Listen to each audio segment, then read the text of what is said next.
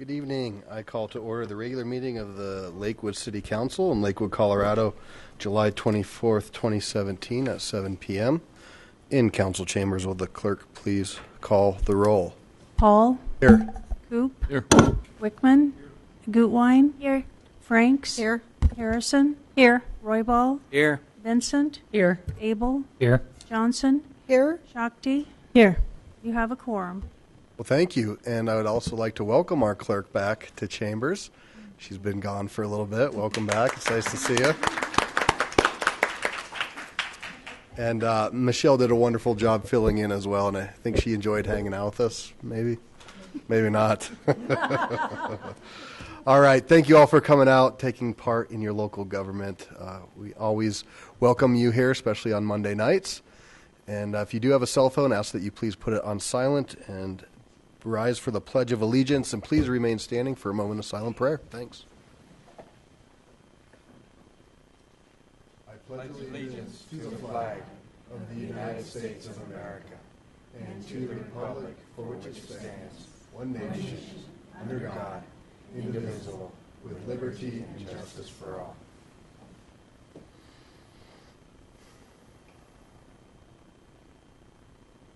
Thank you. Please be seated.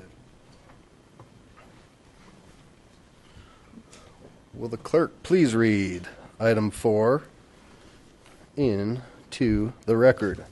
Item 4, presentation, the Advisory Commission for an Inclusive Community, Dog Parks, Dog Waste, and Leash Law Proposal. All right. It looks like it's Ms. Novak and Ms. Girk who are going to come on up and educate us a little bit. This is a fun night. We have a few presentations. And keep in mind, we'll gladly welcome public comment at the regular public comment portion, which will be after the presentations, and you'll be able to have that opportunity to comment on anything that you just heard. Do you want to mention something about this process, Mayor Pro Tem? Yes, I'm thrilled that we've made a little bit of changes to our process. When I served on ACIC, we as committee chairs only got to make our presentation to the council officers, and I always wanted to make the presentation to the council and actually be able to look at people's eyes and get the feeling. So I'm thrilled that we've changed that process a little and we can acknowledge all your hard work. So thank you for all that you do. Come on down. My knees are shaking. Well, welcome. Thank you so much. So we're very excited to be here tonight. Thank you so much for your time. And we would like to share with you what we've found on the dog issues proposals. And it is in 3 parts. There's leash and waste areas, and then also Lynn will present on the dog parks. So for the leash and waste research, our assignment was to research and recommend solutions for strengthening enforcement of leash laws and also disposal of dog waste.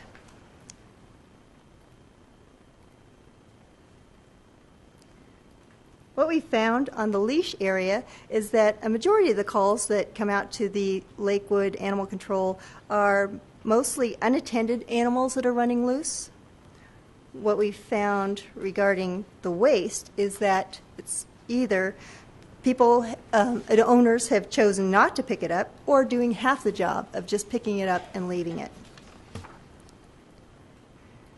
Also in our research, we compared other cities to find out what their rules are for dog leashes and also picking up waste, and we found that they're pretty much consistent.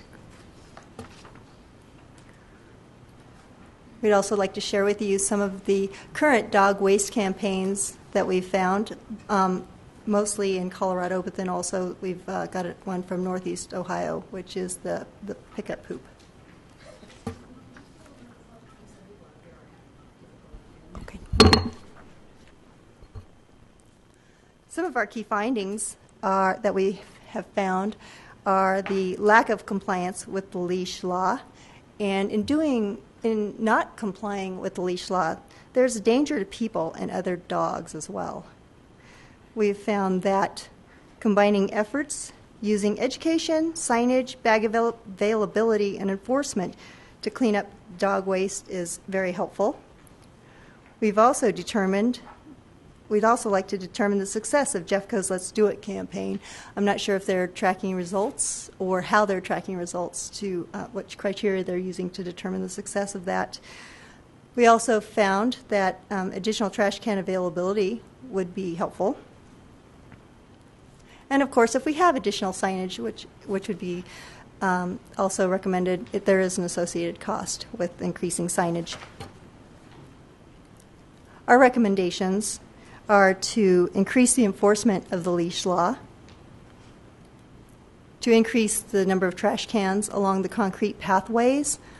We understand that increasing trash cans along single-track dirt trails is not possible just because of vehicle access for collecting the waste from those trash cans. We can operate a test period of increased enforcement and offer penalty options such as financial penalties or even a cleanup penalty where folks could choose to pick up dog waste at dog parks. We also recommend adding the animal control enforcement phone number to those signs that are located in the city of Lakewood. And increase the outreach with schools and other organizations. Additional recommendations are to, it'd be nice to require, however, it would be strongly recommended for developers to provide an on-site pet relief area with multifamily developments for both new and existing developments. And also to continue current educational campaigns and focus on the benefits of having your dogs on leash and the benefits and health implications of leaving dog waste. I'd like to thank my fellow committee members for their hard work and research time. Raise your hand. They're Who's here tonight. All right. So if we could... Oh, yeah. Sorry.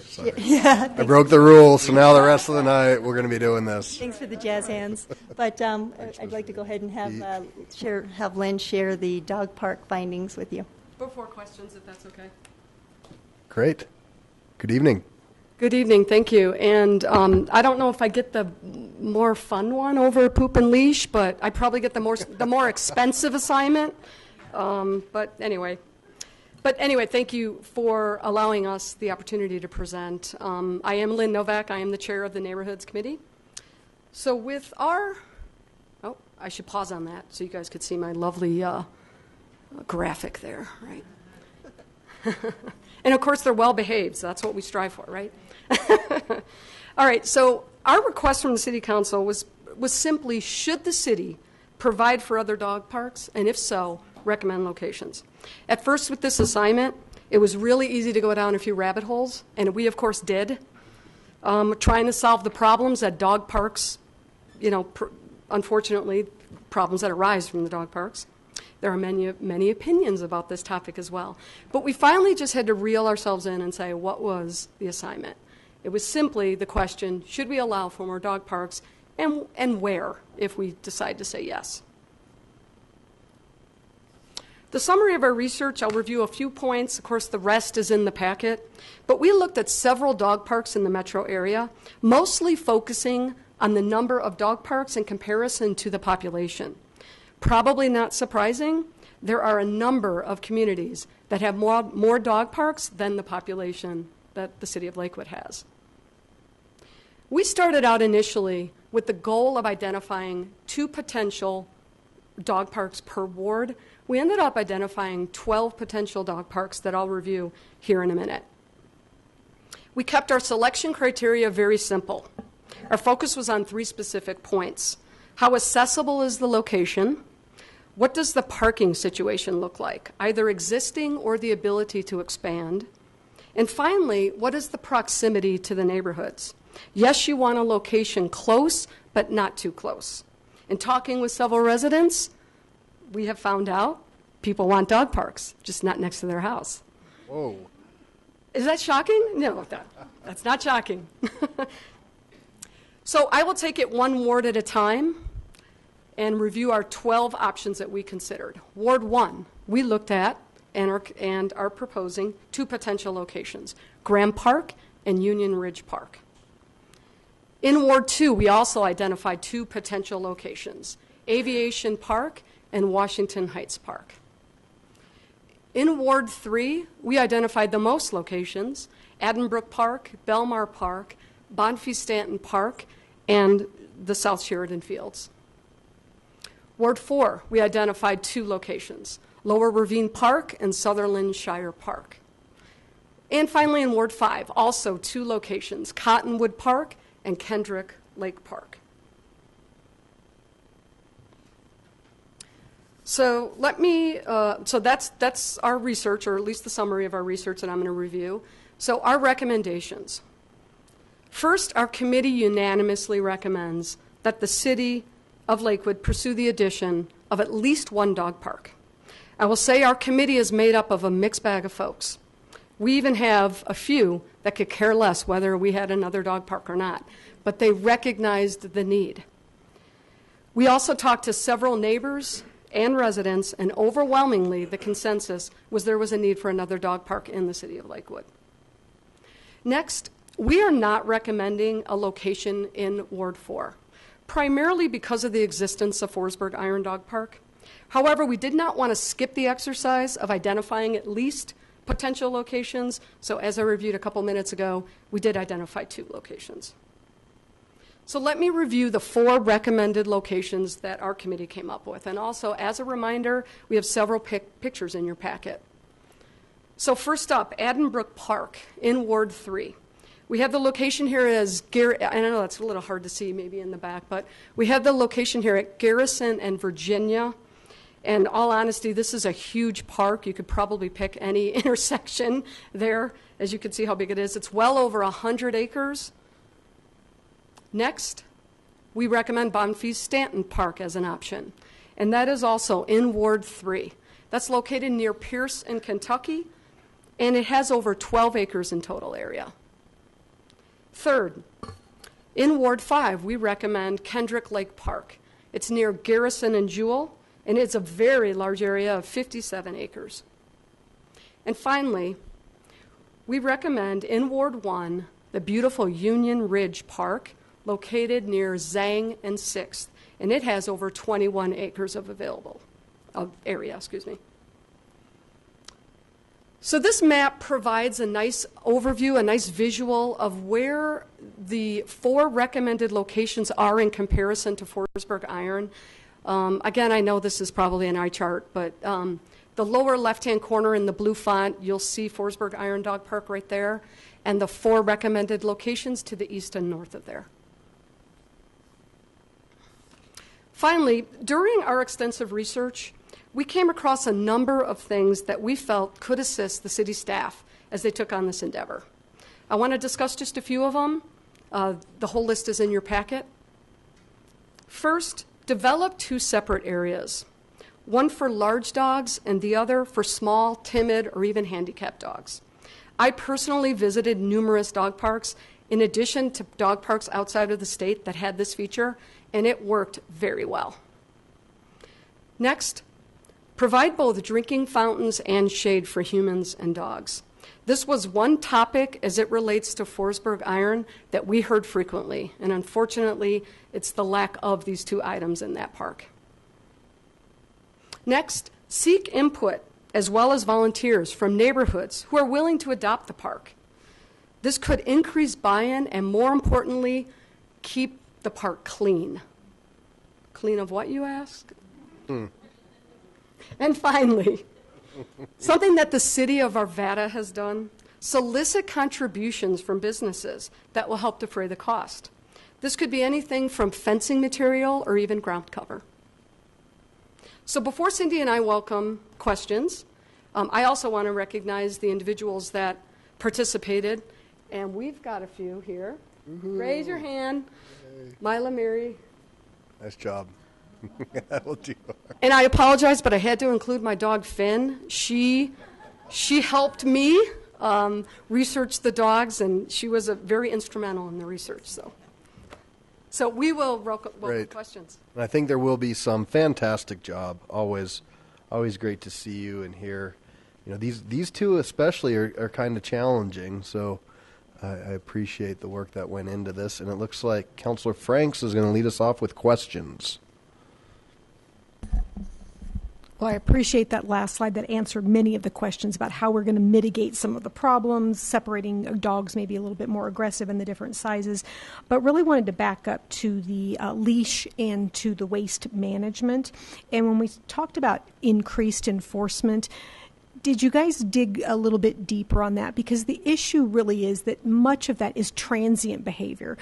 Somebody's walking their dog off leash and from a reporting standpoint, they're continuing to move. So, what does that enforcement look like? I mean, you certainly have the, can people report through a photograph? Again, you're starting to look at where people are having to turn in a neighbor. And so it's like if the behavior is there and people are offended by it, but maybe don't have avenues. So did you explore kind of that transient nature and what enforcement looks like? And then how would people be able to effectively report it without breaking relationships inside their own community? We did actually speak with Michael Brogan, the supervisor for animal control, and he indicated that most of the calls are from unattended dogs running loose.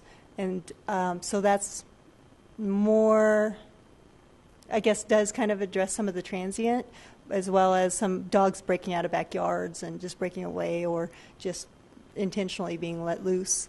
As far as the enforcement, I think that our recommendation of adding the phone number, the enforcement phone number to the City of Lakewood signs for the leash law ordinance would be helpful. That people could just call and not have to identify who they are, but they could identify where they are, and a more instant communication and of the instance of a dog running loose.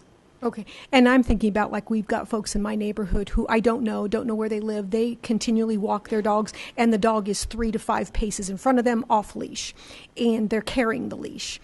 And it's kind of like where you don't know where they live. What is your mechanism? And I think most folks are of the belief that because they're transit, the time you would call that in, they'd be long gone. You're not going to stalk them. I mean, we're not getting to that point, but I'm just trying to say that I think some of these are a little bit more challenging, and I would like to see some maybe down the line, if we could kind of dig deeper on this to find, well, what are those mechanisms? How do we educate? And then how do we enforce? Because you see repeat behavior for which there is never any solution. It's just simply that the neighborhood starts to tolerate it. They get to know the dog well enough to see that he's not aggressive to other humans, but then maybe 6 weeks later, we find he's aggressive to another dog. So again, I'm just trying to get in front of, when we just say increased enforcement, it's important for me to know what that looks like a little bit more tangibly. So, but I appreciate that maybe you didn't get a chance to dig that deep into this discussion. So we'll continue with questions. Mayor Pro Tem Harrison. Thank you. These were excellent presentations, and I know it wasn't exactly fun to study poop, so sorry about that. However, it is a fact of our life, I'm afraid. I live right next to Kendrick Lake Park, and there are lots and lots and lots of people with dogs. I have taken to thanking the people that I watch as they go by and clean up after their dog. And I've also stuffed my pockets full of those free plastic bags. And when someone walks away from it, I hand them a plastic bag and say, thank you so much for, picking up after your dog.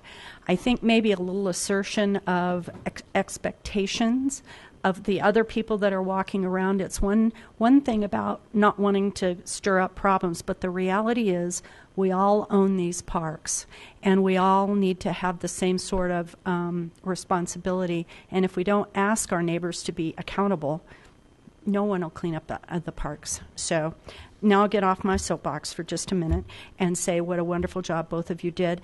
The other thing that I really enjoyed in the packet that you did was Boulder's presentation about off-leash, what was the name of that program? Voice control? Yeah, that was a phenomenal process. And I felt like, that would be when we implement our next dog park, that would be probably a really good program to put in place for people to know what to do. I thought that was a phenomenal idea. So thank you.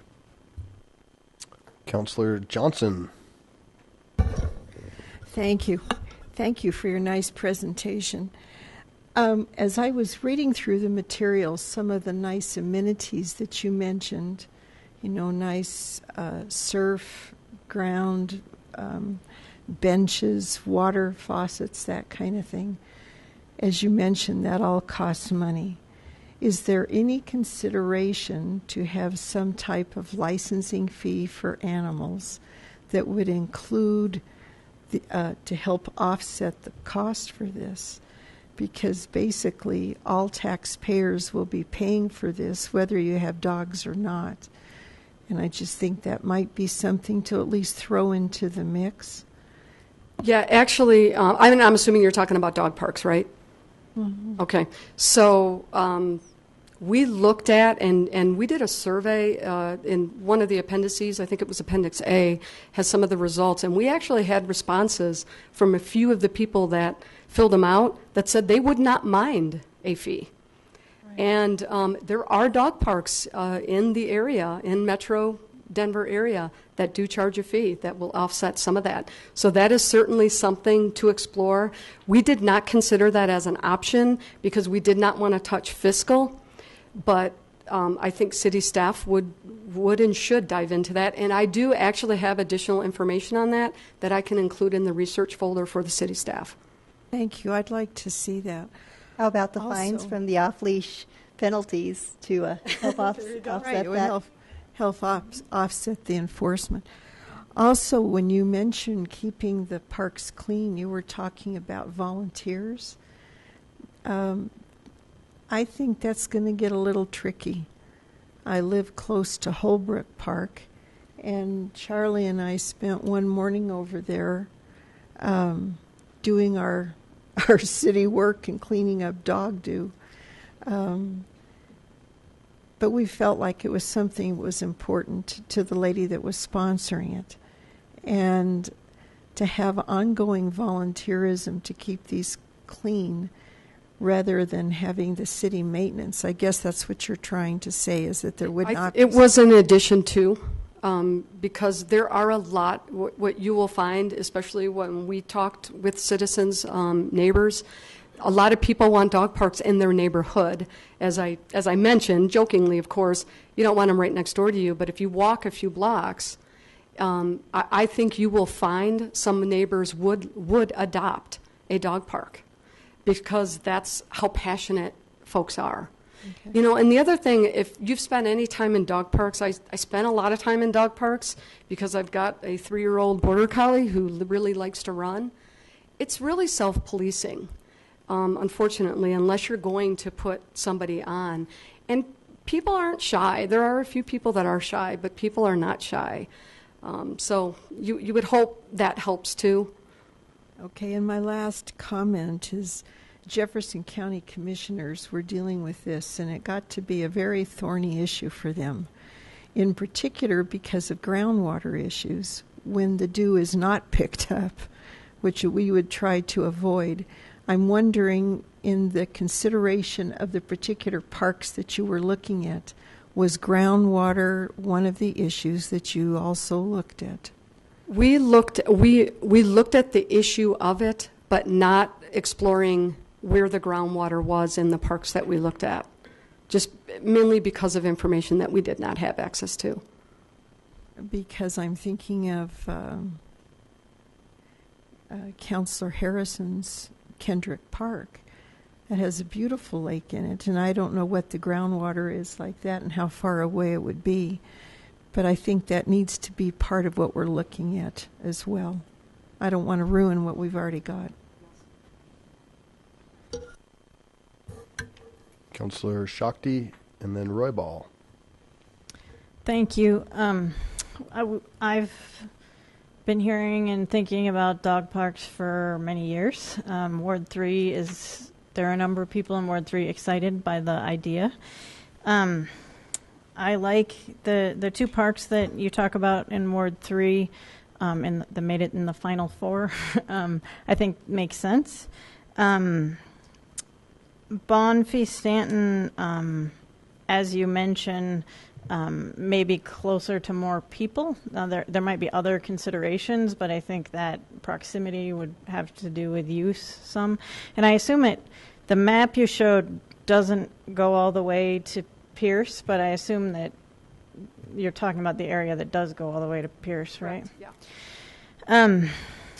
Although there is a waterway there, so to Councillor Johnson's point. And I also think that in my sense of things, just like you said, I think there are plenty of people who would be willing to pay some kind of fee to use a dog park since there is an ongoing cost. So thank you. Council President Roybal. Thank you. Thank you for the great presentation. It's fantastic. Again, I've heard the same, that there is a need for a dog park. The recommendation that you brought for Ward 3 was Addenbrook Park and Bonfee-Stanton Park. Bonfee-Stanton Park was purchased many years ago and was undeveloped. They just bought it for a piece of land, and then they were eventually going to develop it as a park. And at this present time, there's just a small piece that's being developed. The other piece is just open fields.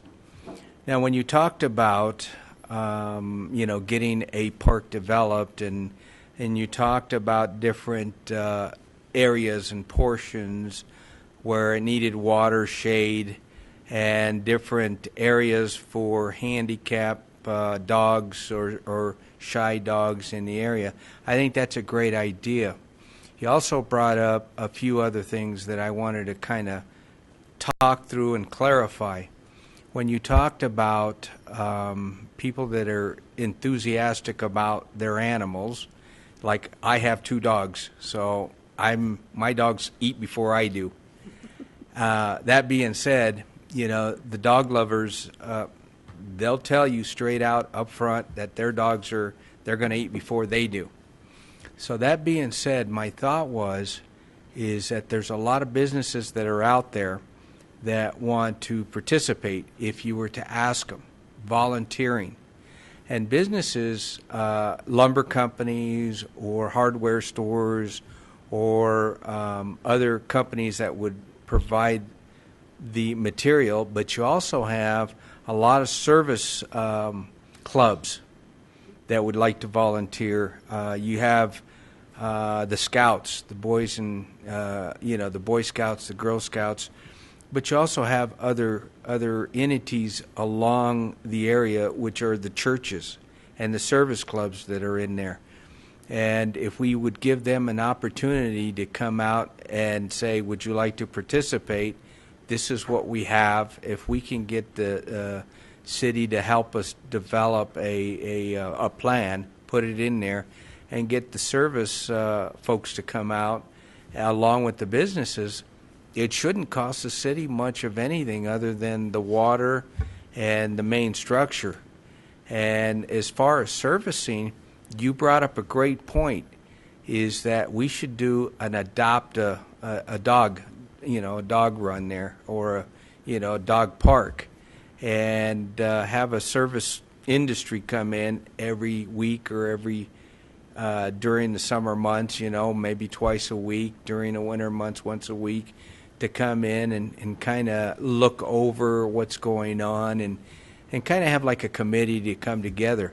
So I don't think it would probably cost the people to come in anything, and that would be great, and then ask them if they'd like to volunteer and if they'd like to donate to the cause. I think that would be great, especially in Ward 3, and I think that would really help. So you did bring out a lot of good points, and I'd like to see if we can kind of, flush those out a little bit, if that is a possibility. And, keep me in mind when you start breaking ground, because I'd like to participate. That's all I got. Councillor Vincent. Just real quick, and I don't know if this is more of a question for staff perhaps, but I think we have lots of fields, we have lots of stuff that's not parks. And there have been issues now because they've been trying to monitor these places for the dog waste, And people are pushing back saying, we don't have to clean up anything unless it's in a park. And I don't know if we can expand that maybe to say that it is an issue. You're supposed to clean up after your dog no matter where, not just if it's in a park. I was a little flabbergasted. But I wonder if maybe we can expand that a little bit. In the Lakewood ordinance, does state? Appendix A?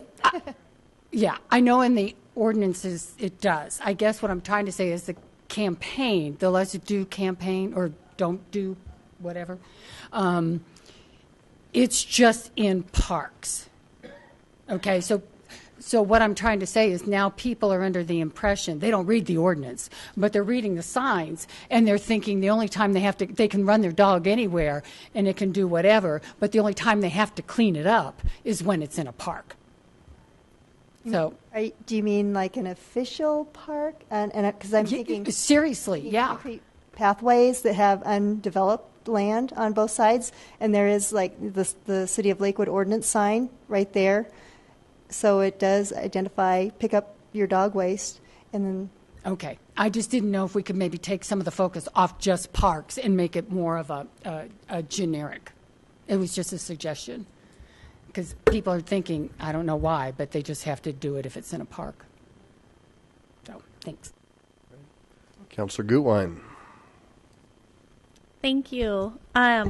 Just awesome work on this. I think that I'm really excited to read about the dog park because I did hear a lot about that when I was knocking doors, and it's exciting to think about Lakewood getting another dog park. And I think you did a great job raising a lot of the same questions that I had and a lot of the community will have about the dog park.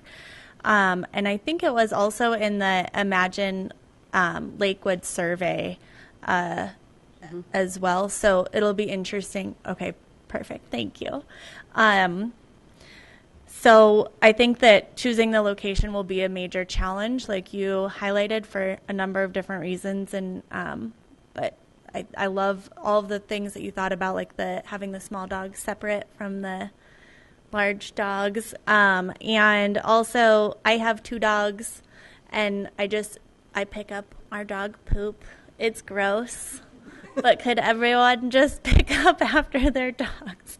And we also have our kids now have that for their chore. So make your kids do it. It teaches them the value of the dollar. Great job. Thank you. Councillor Johnson.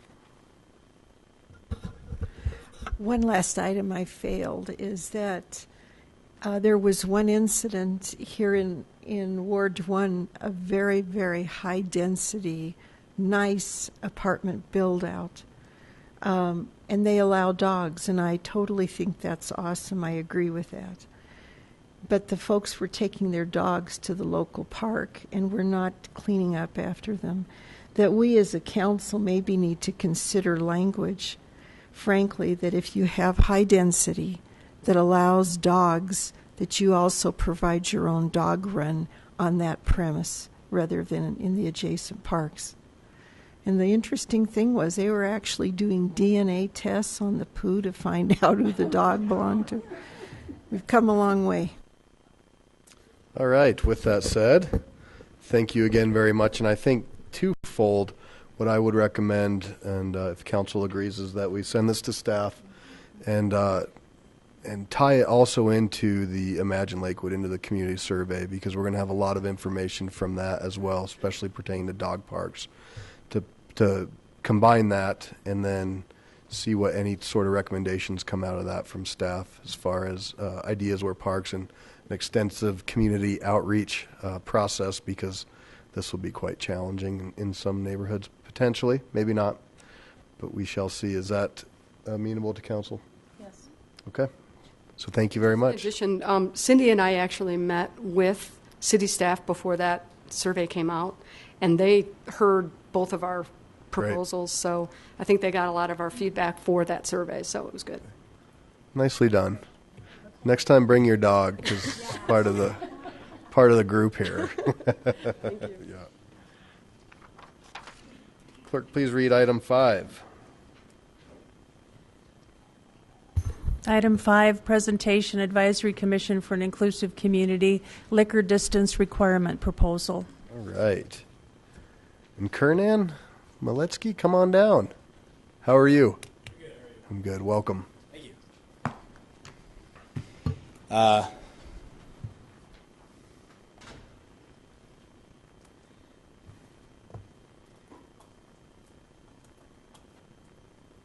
There.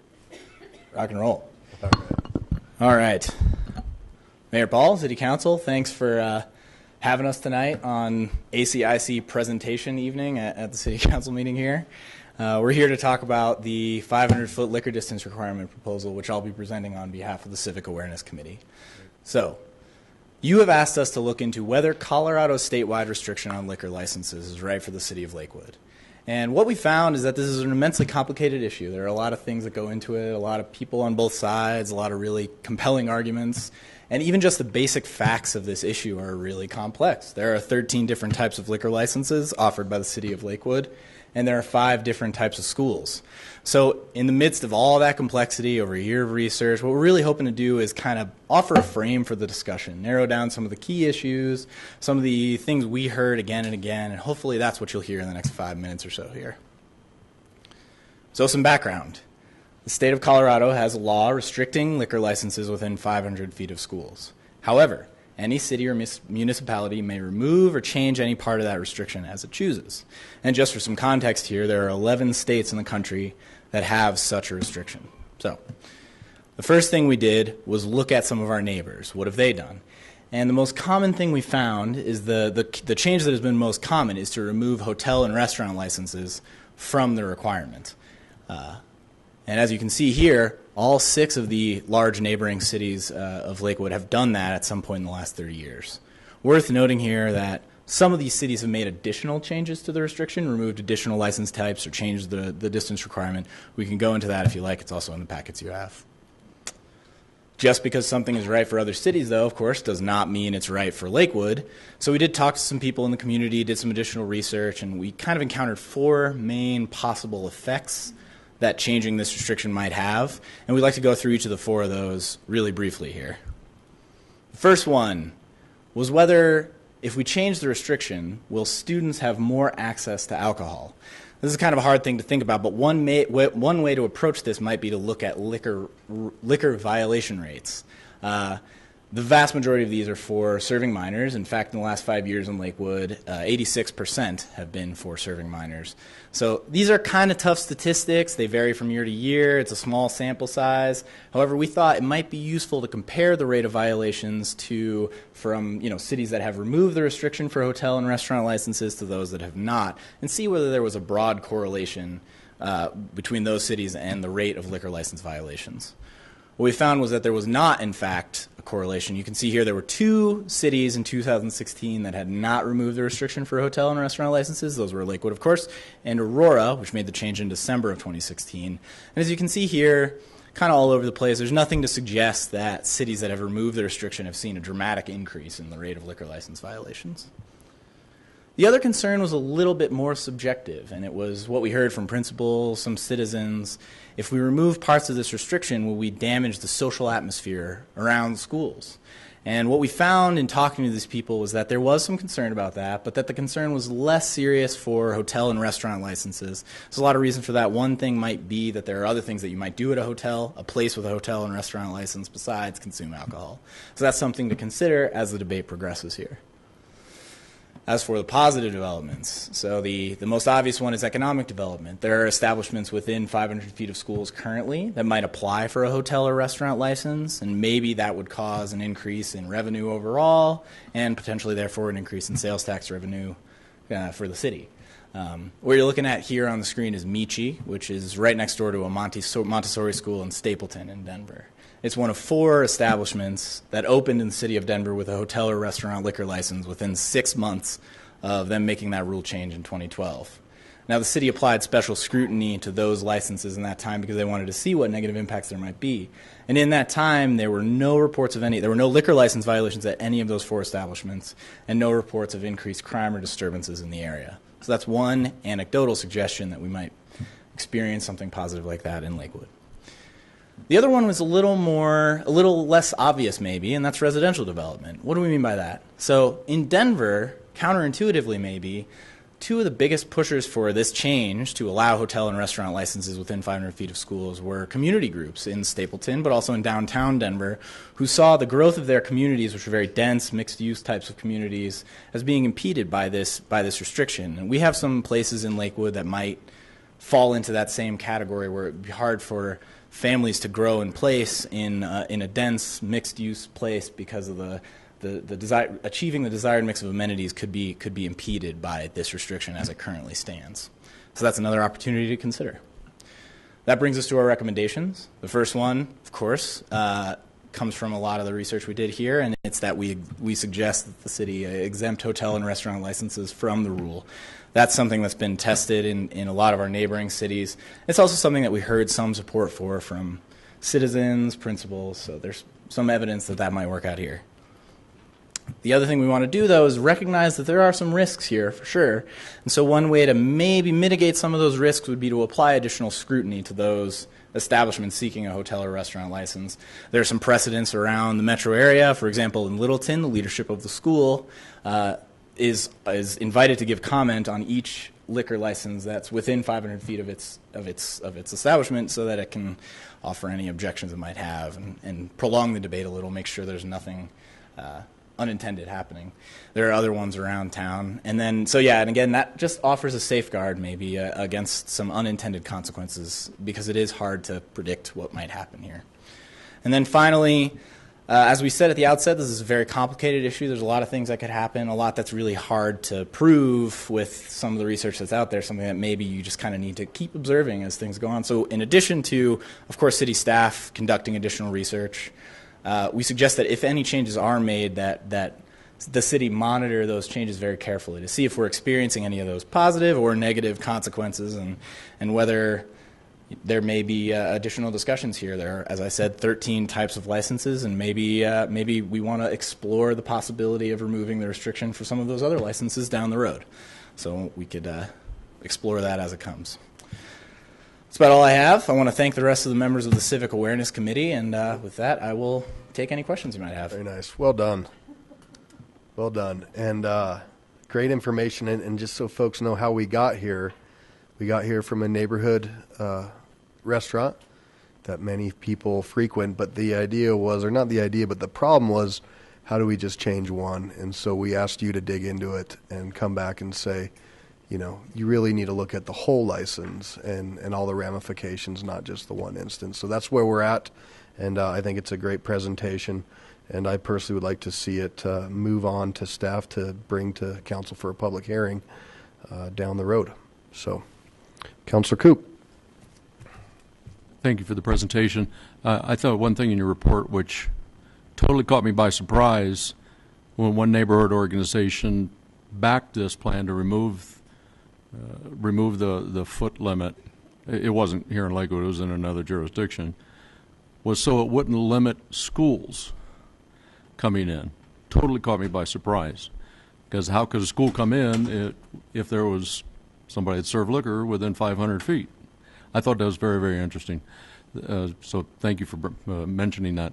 I have a question as far as timing. What is the quickest way, if the council decides to go forward with accepting the recommendations, what's the quickest time frame that we could get this to council for a vote? Ms. Watson? Thank you. It's a change in the ordinance, so it would need to go through first and second reading. And in advance of that, we would just need time for staff to prepare the language. Okay. And let me just say, I'll just say that if council decides to go forward with this, I would like to see it move through as quickly as possible. Thank you, sir. Thank you. Councilor Abel. I appreciate that thought, although there is in recommendation 3, the Civic Awareness Committee suggests that a lot more research and additional collection of citizen comment be incorporated in this process. I appreciate the work that's already been put into this, and I think that we certainly should heed that caution that we look at it very, very closely.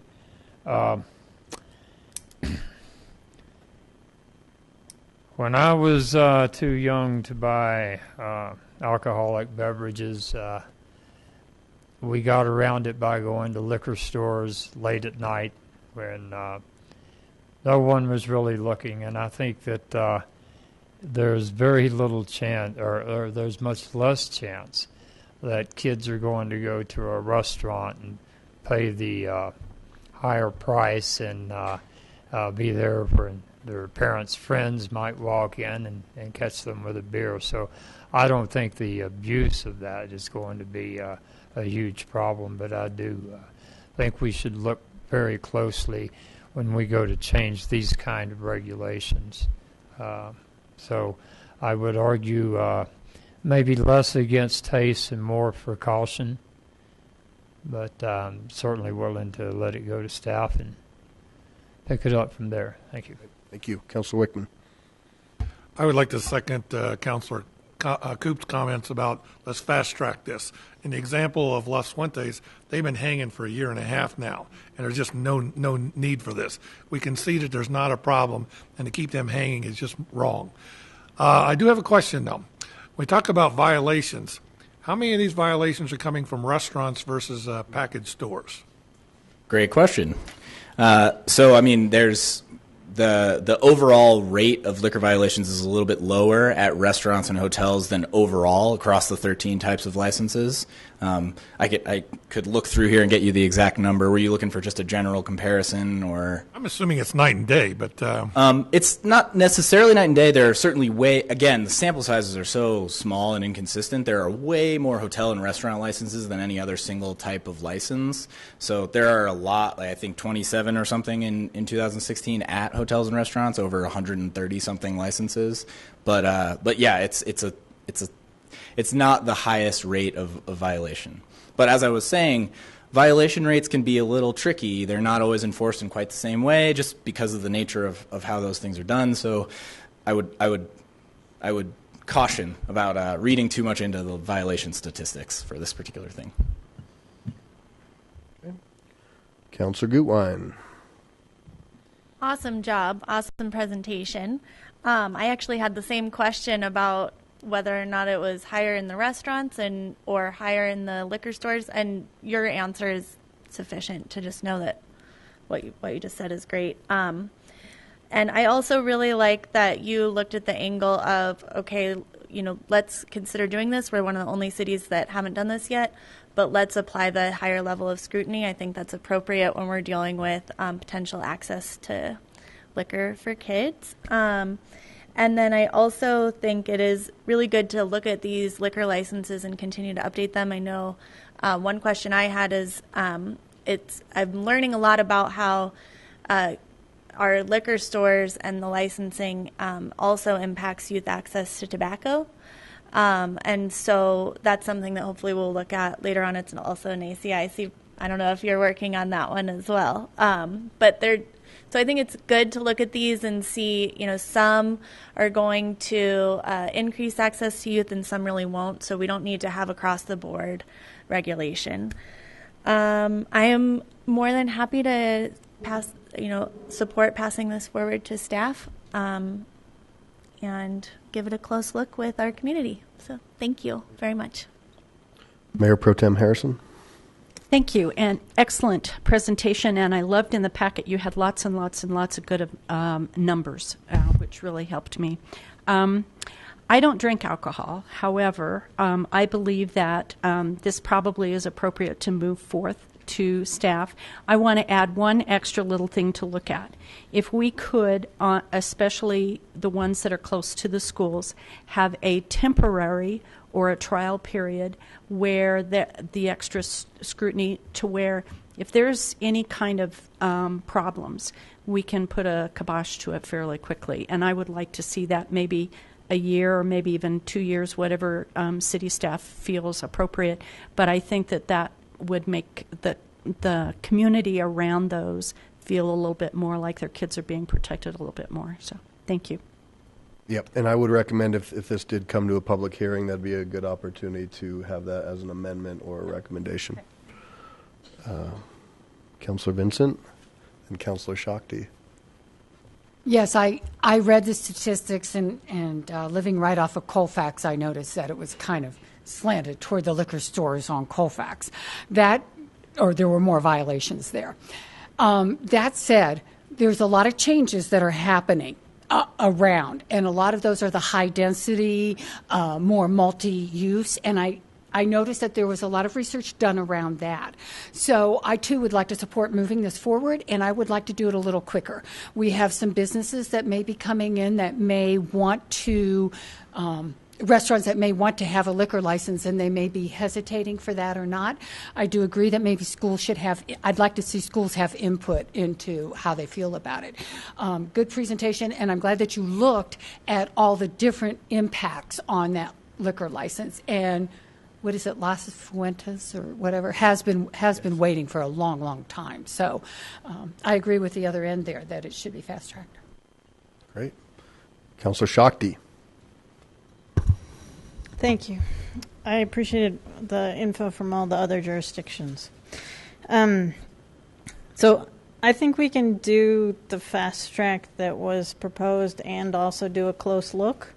I think it makes sense to me to just start with the hotels and restaurants, and then there might be more we could look at as we have time and there's not as much urgency.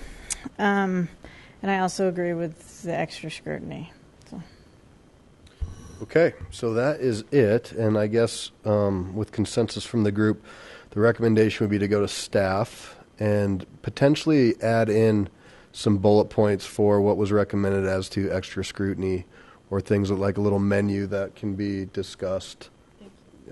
Councilor Franks, did you have a...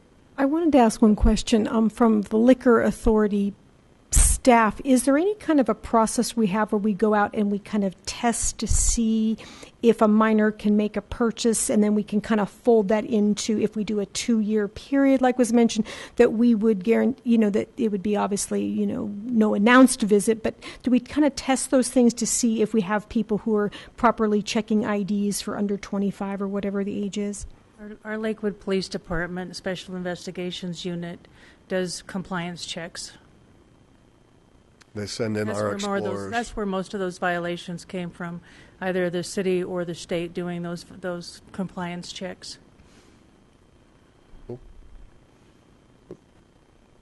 Ms. Gutwein, question? Just one last comment. In this menu of compliance options, maybe we could have an increased rate of compliance checks around the schools. So what I would recommend is just go with their recommendations, and then we can bring those to the floor. People might have other things that they'd want to bring to the floor. Okay?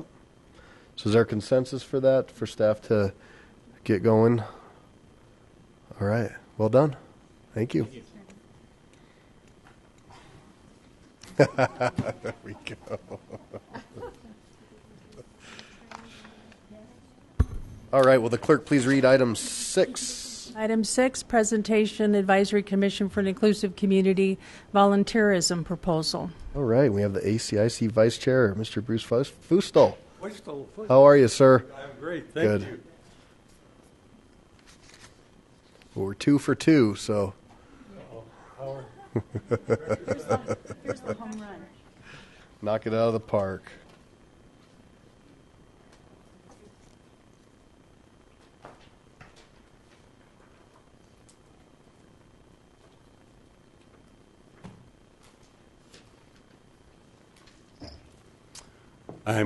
Good evening. I'm Bruce Feustel, Vice Chair and the Chair overall of ACIC and the Chair of the Volunteerism Committee. I want to make a note for those watching at home that this is the Advisory Commission for an Inclusive Community. It's the group that does research and makes recommendations to the City Council. And I'm going to be referring a lot to ACIC in what I'm doing, so I want it to be clear what I'm talking about. Well, here's the face of volunteering in Lakewood. A group, a lot of young people, A group working, clearing trail, maintaining trail, enhancing the trail in Lakewood. But really, volunteering in Lakewood extends from hospitals to hospice settings, from libraries to literacy programs, and in the city itself, parks department to police department. An incredibly wide array of services.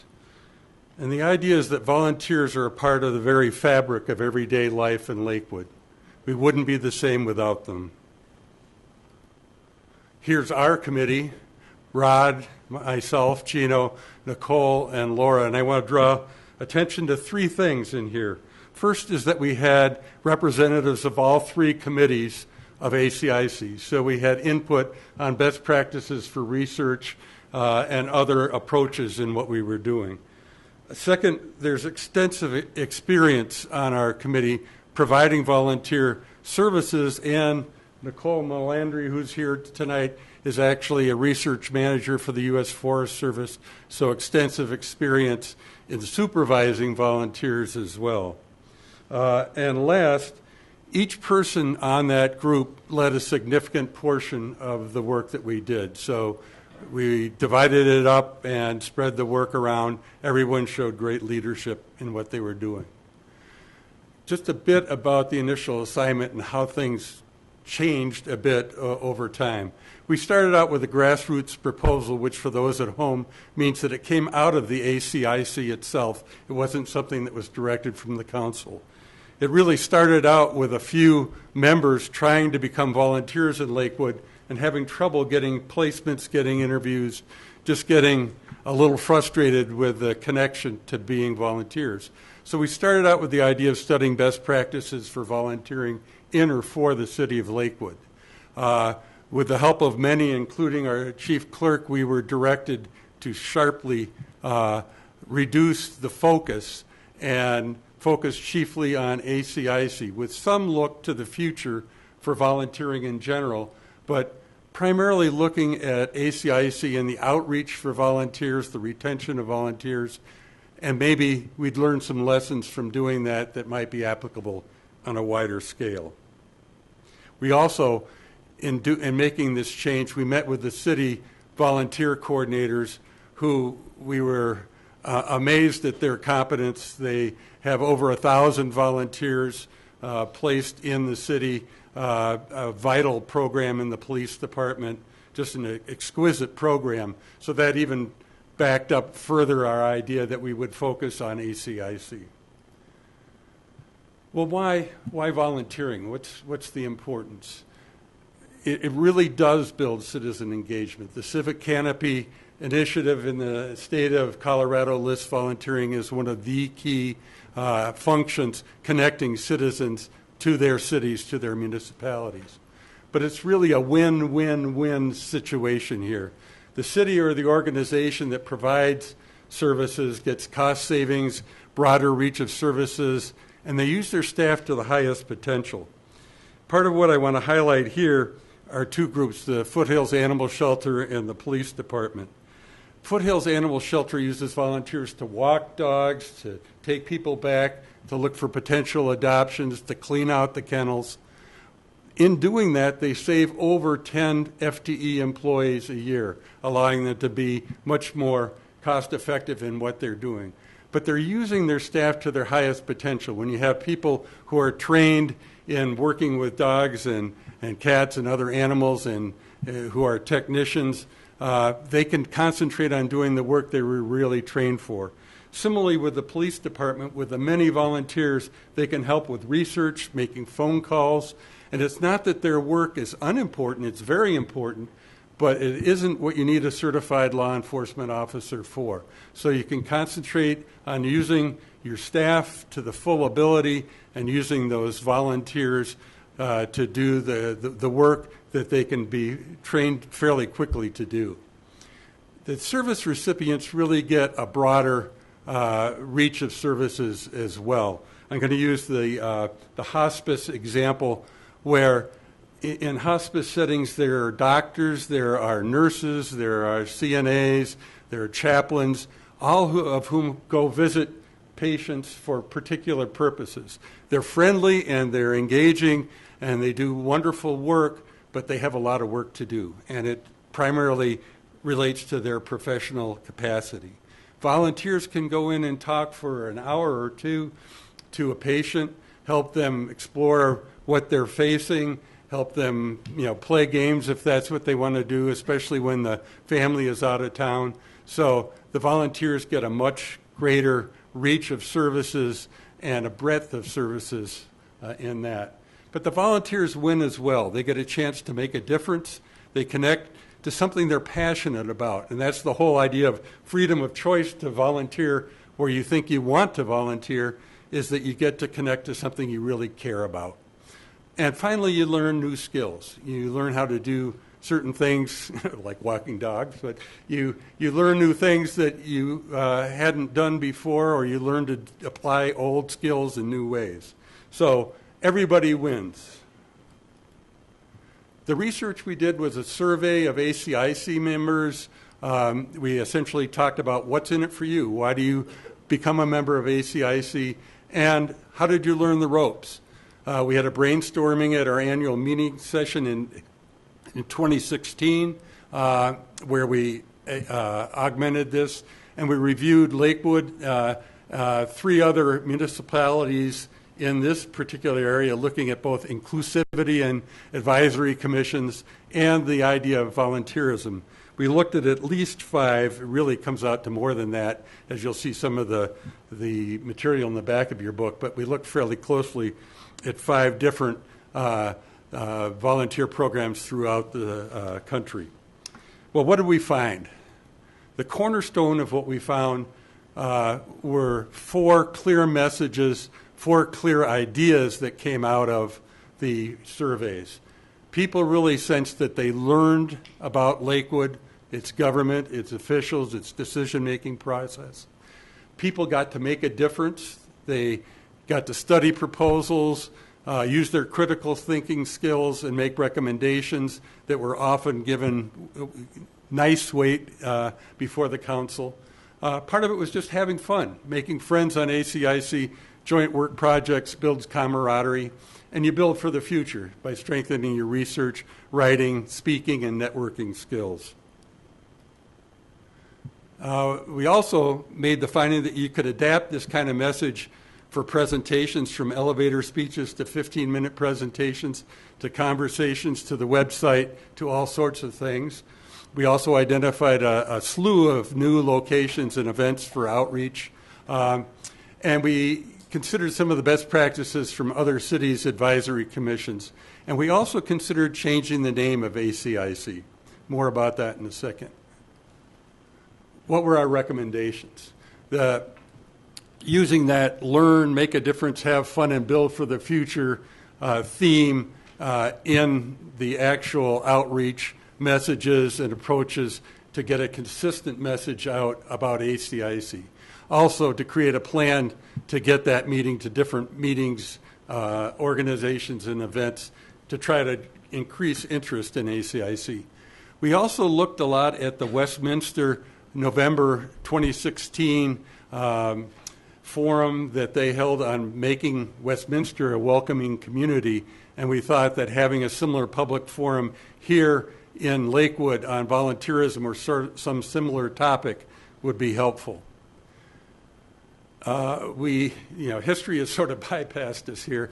We recommended creating an ad hoc committee to study the name change, and that's already come into fruition. The basic idea is, as we tried to explain ACIC to different people who were possibly interested, it just became convoluted. And then they focused on the inclusivity, which is a wonderful goal, but it's one of several, and you have to take into account that there's research and advising going on as well. So that's already coming into practice. There are some best practices and innovations from other municipal volunteer programs, both in particular Louisville and Kentucky, that are in the packet that give some step-by-step ideas about how to do different kinds of things, like increase the number of sponsors you get for volunteers, or train people from minority groups that might not typically participate in volunteering. We also, and this goes to Lynn's point about scope creep, we didn't intend to connect to the idea that the website needs to be improved, but we pass along that idea that when we looked at this, and in particular looking at websites like Centennial's, there are ways to make the Lakewood website more user-friendly to the general public. Again, that wasn't part of our original idea, but we did come across it. I want to highlight what we're asking you to do. The public forum would be wonderful for the City Council to sponsor. It's something that ACIC could also sponsor, but for reasons I'll go into in a minute, I think it makes more sense for you to do it and certainly would have more power, more attraction. The review of the best practices is something I think you should alert city staff to and take a look at some of the approaches that in Appendix E that different states, particularly the Cities of Compassion idea, over 100 cities have adopted this charter, and each city can adapt its focus to its own uses, but it sort of binds the groups together and really makes the golden rule a general idea that the city stands behind. And also, the website is for you as well to whatever extent you want to follow it. But the big one we're asking is for a public forum on volunteerism, something more process-oriented than the kinds of forums and meetings we may tend to have now, but I think for extremely worthwhile point. In terms of final thoughts, I want to highlight something I think you're already doing. Councilor Johnson, every time we've met, I think you've said, thanks for doing the hospice visits. I really appreciate your doing that, and I encourage you to keep doing that. And you've mentioned your own background in that area. That helps when a patient dies or some other thing that causes you to think, is it still worth doing this? And that kind of encouragement is great. Mayor Paul, you've come to ACIC a number of times and said, give us your independent judgment. Tell us what you think we need to hear, not what we want to hear. And I've actually heard each of you, either in your current spots or in coming to ACIC, encourage volunteers. And the final thought and the urging is that you do stuff together. You think together for a volunteerism plan, something that you can all get behind, because it's your guidance, your vision that will carry greater heft to increasing volunteerism. Second point is that the learn, make a difference, learn, make a difference, have fun, and build for the future. It's something that applies throughout. When we finished that survey and got those results, we went back to Appendix A and saw that they were pretty much the same things we were finding when we were asking questions in a much more general sense. So those sort of things may be used for other boards and commissions. They may be used to promote volunteerism in general, but it's a basic thought that could be helpful in a number of different ways. But the final thing I want to leave you with is that win-win-win scenario. It's something that unites progressives and conservatives. There's things in there for everybody, and the cost savings and the broader reach. It's all a wonderful gift that people give to their city of Lakewood and to the people in it. So that's our report. I'd be happy to take any questions. Very well done. 3 for 3. Nice job.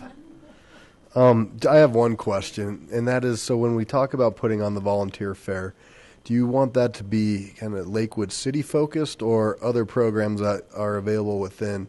For instance, we're trying to work with our service organizations and get their message out to the community about what they do, and that they're always looking for volunteers as well. Yeah, we suggested volunteerism generally, right. But with the idea that when we looked at those cities of compassion, there was a broad range of what was emphasized.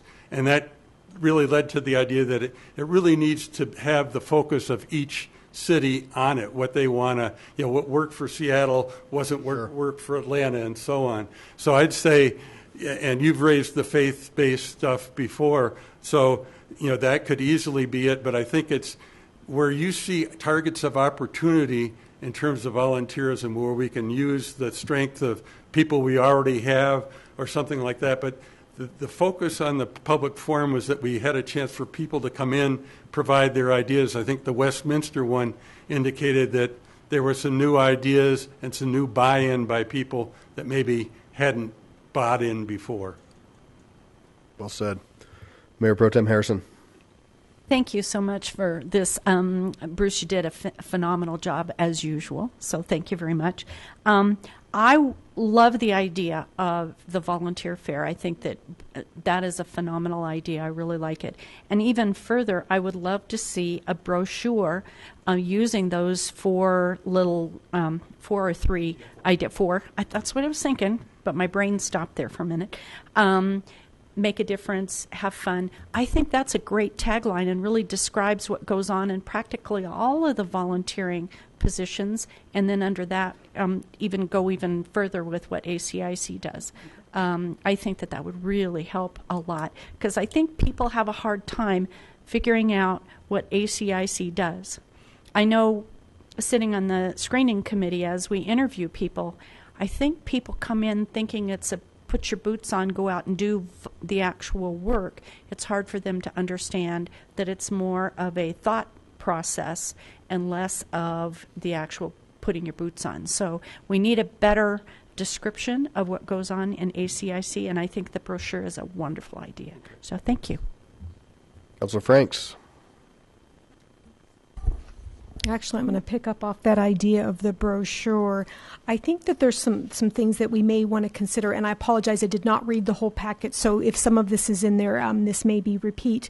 But for me, I'd want to be finding a way for us to explore volunteer opportunities for residents who maybe have mobility limitations, maybe who are more homebound, to try to engage some of the folks out in our community who have a lot to offer but may not have avenues to offer that. People who do in-home caregiving for maybe a spouse or other family member. So I want to kind of find if we can kind of deepen that out, maybe through that brochure, to show how we can take down some of the barriers to volunteerism, maybe through share a ride to getting to meetings, maybe through a buddy program where, instead of you needing to fill an entire volunteer position, that it can be like a shared position, kind of like how now sometimes full-time jobs 2 people do, and they can kind of split the duties, kind of fitting around their schedules.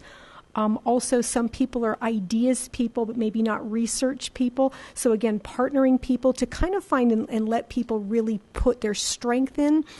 But I think we get some resistance because people don't feel like they can do all the pieces. And I think if we figure out a way to take down some of those barriers. I also think that we need to look to idea generation, even not from maybe official volunteers, but partner with our schools and with our service clubs and things to where they get, maybe if it's Boy Scouts and maybe there's some, community service type thing where they're feeding ideas. And I just feel like we're not getting ideas as much from our youth that we would need. And I don't think we're engaging our older citizens as much. So we're kind of maybe not fully tapping into the possibilities. So we didn't have a question in there, but just wanted to throw all those out as potential ideas. All wonderful ideas. One thing I would mention, one of our 5 was Rod Chard, who is visually impaired, and he uses the bus schedules and rides from colleagues and a number of things to participate. He also does volunteering with visual awareness and that sort of thing, but he would be excellent to take to some of these groups to give a very clear indication of how somebody can make it work even in challenging circumstances. So thank you. And to build on that, ARCA Jefferson County has actually approached the city, and they want to try to have a more of an opportunity to have their clients be able to volunteer. So I know that Community Resources has had some conversations with them, which is fantastic. Councilor Johnson. Thank you. Bruce, thank you for the research that you've done and the very lovely delivery. Some of the comments I'm going to make are kind of based on my sweet pa when he was still alive regarding seniors and volunteerism. For seniors, it keeps them relevant. They have a reason to get up in the morning. They give back to their community. That's important for some people at that age. It also keeps them connected to others. There's really more that you get out of it than what you're giving to it. And particularly seniors that stay in their homes, they suffer with depression. Having a reason to get up, to be connected to others, helps alleviate that.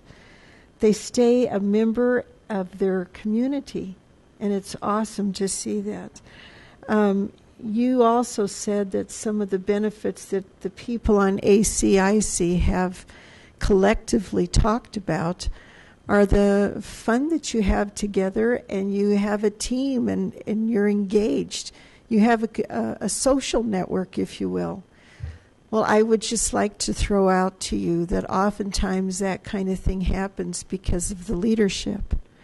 And that wouldn't happen unless you've got the leadership of Margie to kind of create that milieu. So thank you, Margie. Thank you.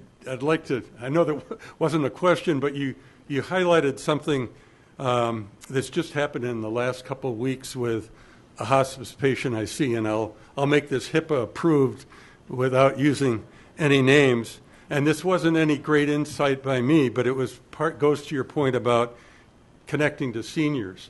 I have a dementia patient whose wonderful husband just gets like 2 breaks a week when hospice volunteers go in and help so he can run errands. But and she's a wonderful, very kind lady, but she's just not connecting very well at all.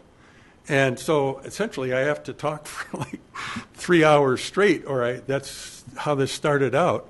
But I finally got to this one point where I said, well, my kids have all gone to Alameda High School. And out of somewhere, she started singing the school song. And it was phenomenal.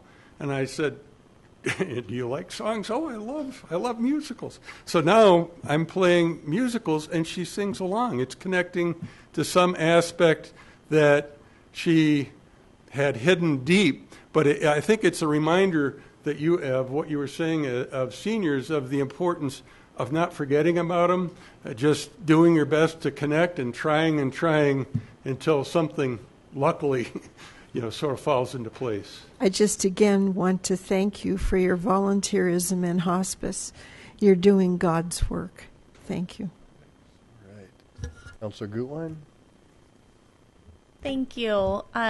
Just what a beautiful proposal, and I think that all the sentiment has been captured about how important it is, and you really captured how I felt when I was on ACIC about learning, and many of the things that I learned there I try to use here, and it's just incredibly fulfilling for the whole community. So I would love to support your public forum.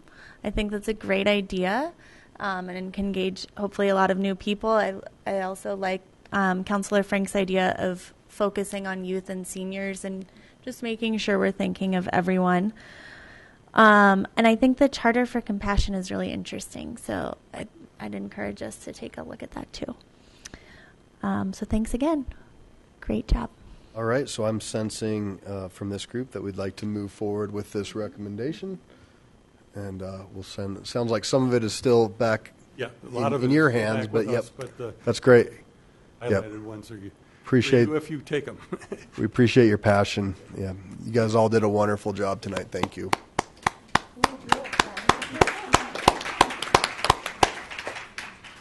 All right. So next up is public comment. This is the point in the meeting where the public is invited to address the City Council on items that did not appear on the agenda, although you're more than welcome to talk about the 3 that you just heard about. All comments should be directed to the City Council. I ask that all in attendance observe the decorum of City Council chambers and refrain from applause or audible support or discord with the speaker. There's a 3-minute time limit right here, and it'll be green when 2.5 minutes is, when you're at 2.5 minutes, it'll go yellow. At 3, it'll go red. And if you didn't have a chance to sign up, I'd ask that you give us your name and address or name and ward when you come up. Mr. Mace, come on down.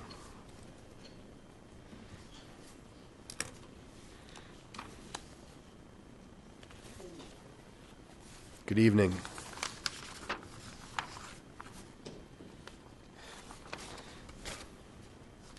I have a couple of comments tonight, and my comments are going to be directed toward Councilor Johnson. With one, I have an idea that might help with the grocery cart issue, and I am requesting this because I think that the city should require locks on every grocery cart unless they are in the parking lot of the grocery store themselves. I am, like I said, and like I've been saying, I'm tired of pulling them back. I pulled at least 3 back today from the Belmar Library. This is getting astronomically crazy. I have come up here time and time again.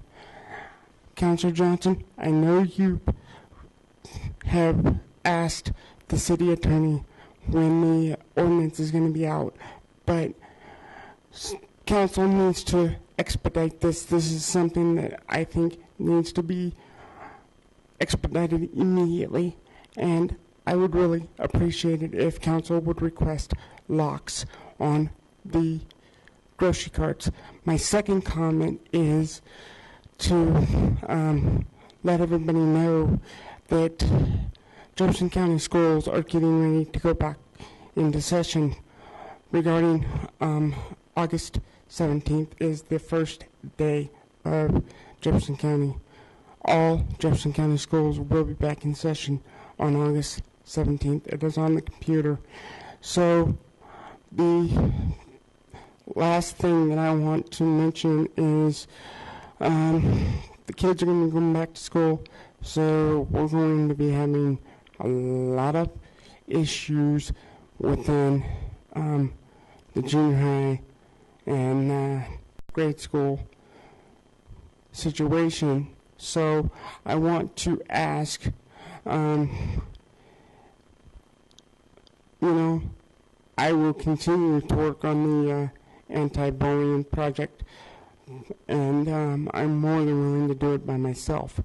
But at this time, I don't need, I'm ready to bring something forward if council's ready to hear it. Thank you. Thank you, sir. Mr. Chisholm.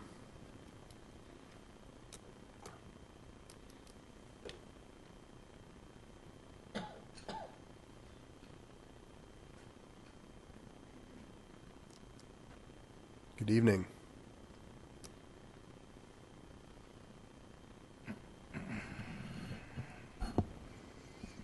Can you hear me okay? City Council, Mayor, ladies and gentlemen, greetings. My name is Jay Chisholm. I am the property owner at 1595 Carr Street, Lakewood, Colorado. As you know, the property fell victim to a smash and grab robbery. Some guys ran a car into the front of the building in an attempt to break in and steal guns. This pushed the front of the building in 5 inches and caused $30,000 worth of damage and still counting. My wife and I are crime victims, and now on top of this, we have no insurance to cover the cost. We are senior citizens at retirement age. My wife is on Social Security. We do not make a lot of money. Let us return to the scene of our crime.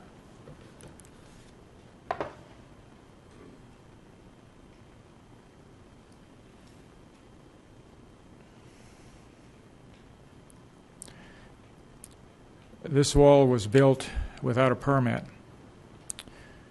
This was our mistake. The city also made a mistake in giving us a permit for new electrical in units A, B, C, and D.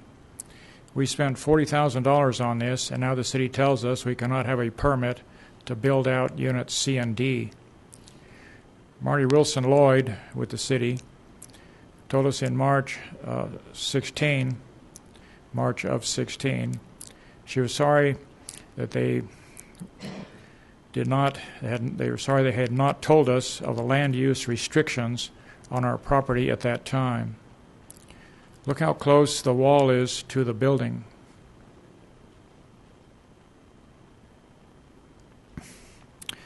Why is this such a problem? The city says they are going to tear down this wall. If you tear out the wall, we'll be further away from getting fire insurance. Look at units C and D.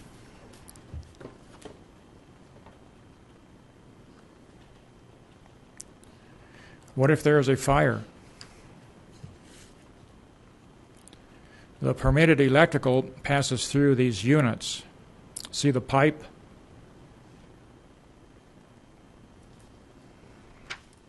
None of the units will have electricity, and we will be out of business.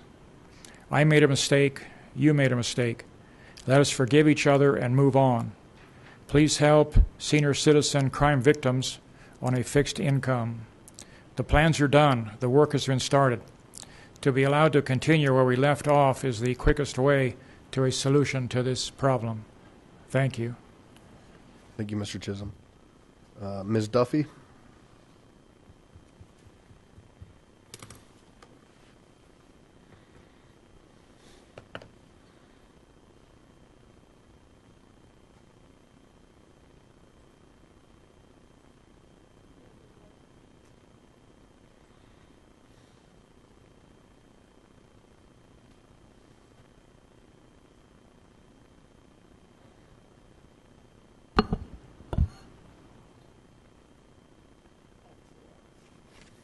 Good evening. Good evening, Mayor, Council. I come to you tonight with some good news. Great news for Lakewood, for all of us, for Terumo BCT, one of the major employers in Lakewood, but more for children with cancer. 2 weeks ago, the Oncology Committee of the FDA gave their approval to push forward on a vote of 10-0 the CAR T-cell therapy that Terumo BCT has been providing equipment for. It's been in clinical trials for 5 years. I want you to watch this very short video, and I want you to notice all the equipment in the hospital room. That was produced right here in Lakewood. And we're curing cancer in children. I know you know about Terumo BCT, and many of you have been to our annual fundraiser that we do for LLS. We've raised a lot of money. Terumo has raised over $1 million, and LLS has contributed over $20 million to this project. And someday is today. I have to play this for you. We're so proud. Today's landmark decision started with a young pioneer, Emily Whitehead, now literally the textbook example of this groundbreaking therapy. Look at this face. This says, I'm happy. Couldn't be more proud. We met Emily a year and a half ago at age 10, still cancer-free after being diagnosed with an acute form of leukemia when she was 5. At one point, the doctor came in and said, you need to call your family in because Emily's not going to be here tomorrow. But doctors at the University of Pennsylvania and Children's Hospital of Philadelphia developed the CAR T-cell treatment. Emily was the first child in the world to receive it. She's cancer-free, and I couldn't believe it. I thought it was a dream. Here's how it works. From a blood sample, a patient's own immune cells are separated out and then genetically reprogrammed, turning them into super fighters that hunt out and destroy cancer cells. At the FDA hearing today, fighting back tears, Tom Whitehead testified next to Emily. If you want to see what a cure looks like, she's standing right beside me. This fall, the full FDA is expected to approve this treatment for relapsing leukemia in children and young adults. It's grueling, but 83% of patients went into remission. The ultimate goal, try it on other cancers.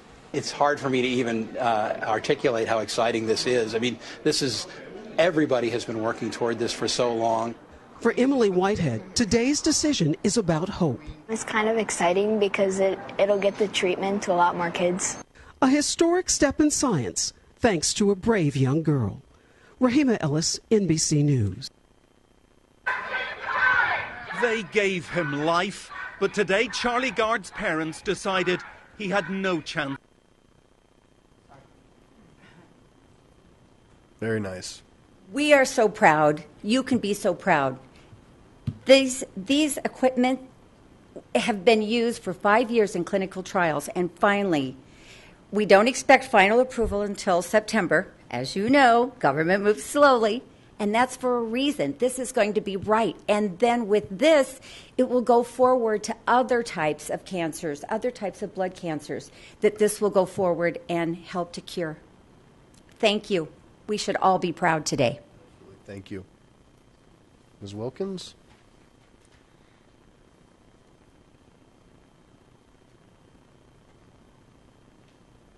Good evening. Good evening, Mayor Paul and the rest of you councilors. And that's a heck of an act to have to follow. I'm happy for you. I was here almost exactly a year ago, and I was talking, I think, at that time about two things, and I'm going to talk about the same ones tonight. My name you have. Would you like me to repeat it? Okay. I'm here about, first of all, I want to give some praise to the city of Lakewood. I was complaining last year about weeds particularly along Bear Creek, which is where I happen to live. And I have been the mosquito in the camping tent for a long time with the city, for 12 years, nagging about those weeds. And I want to praise Drew Spaffke and whoever was behind him to say, wow, we finally seem to be on top of that weed issue. There are a few places. I contacted him today via email to say, we're missing a few places, but I walk the area almost daily, and I know his people can't possibly keep up with me. My first thing is praise, and yes, I will stay on the job and continue to be the mosquito. However, this mosquito has another issue, and I brought it up last year also, and that is the bike path that goes along Bear Creek. It is labeled bike path, and I brought it up last year. That is not a bike path. That is a multi-use path. And I'd like to address this to Councilor Johnson. Thank you for your concern about seniors, because I am a member of that group, and I talk to my neighbors, and there's a large group of seniors down in that area.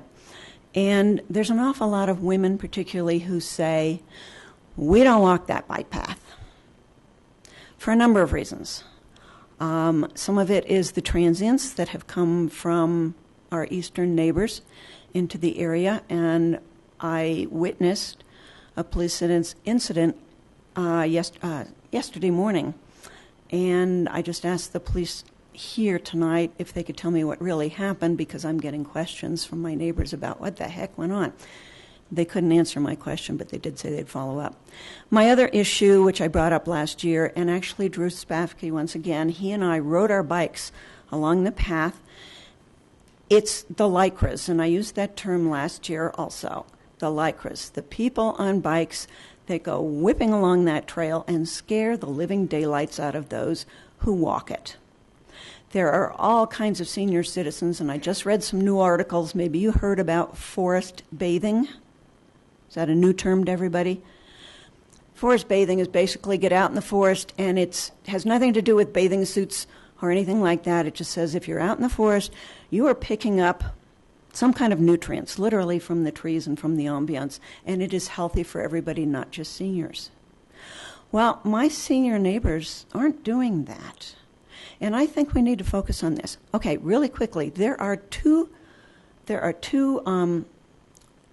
issues, two signs that I want to talk about. There's a brand new sign down there on the path that I just noticed this morning, and that nailed it for me. I was thinking of coming to this tonight anyway, and that nailed it. New signs that say, hey, we've got a great regional bike path. I'm not sure how many of you are familiar with that. But Drew and I talked about this, that we've got to do something about the speed demons in Lycra. We've got to enforce the idea that pedestrians have a right to be on that trail too. And the bikers don't own it. Yesterday during that police incident, I tried to flag bikers to say, watch it, you're coming up on a police scene. Be aware. They wouldn't even stop for me when I'm saying, please stop, I have some information for you. As a matter of fact, I got insulted.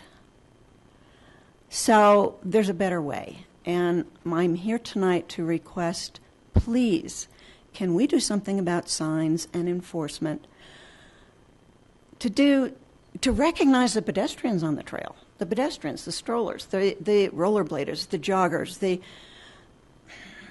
people that the bikers flat out don't respect. I'm sorry to take so much time. Thank you very much.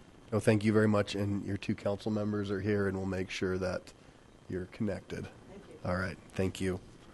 All right. That's all that's signed up. Anybody else wish to speak? Ms. Kellen.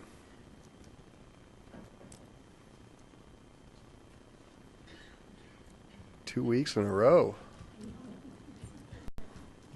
Boredom? She's ready to come back. Welcome. Oh, Lord. Thank you, Karen Callan, 675 Dudley Street, Lakewood.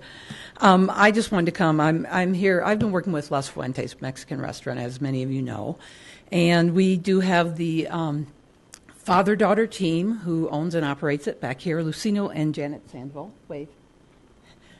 And for anyone who hasn't been there, you should go because the food is amazing. And I just wanted to thank you for moving forward on this issue and also for many of your requests to do this expeditiously. They've been in a tough spot for several years now, kind of forced to move in a very short notice because of development pressures where they were.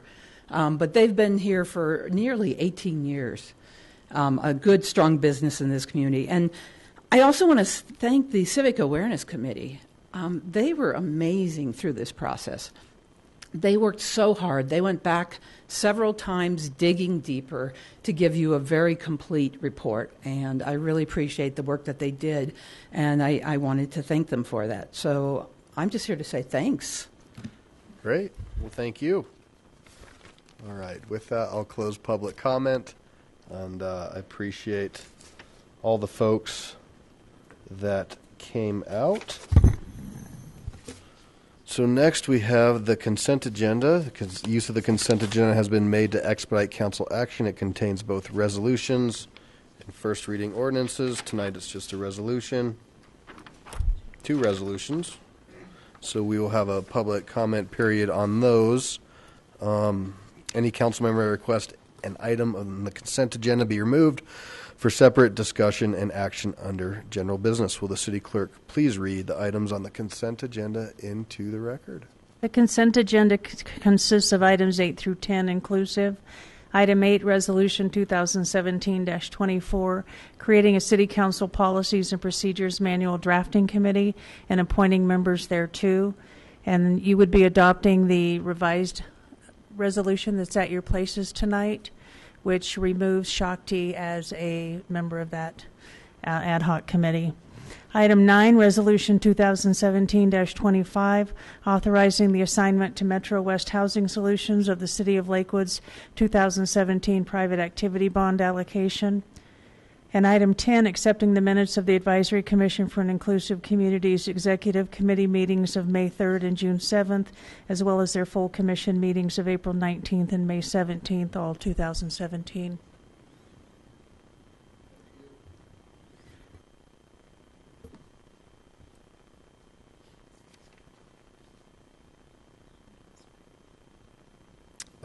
No, I'm going to hold off on the motion and ask for a quick update on resolution number 2017-25 from Nanette Nealon. Yeah. Good evening, Mayor and City Council. The resolution tonight that's in front of you is a resolution that was similar to last year for the allocation of the access to tax-exempt bonds by Metro West Housing. What I got asked is a clarification that there is no bonds that the city's issuing. It comes under a federal program, and we're one of 53 municipalities that get a direct allocation. And what does that mean for City Council? You get to direct who gets access to those tax-exempt funding through a specific project. And in past years, except for last year, we have not allocated our allocation, and when you don't, it goes back into the state allocation.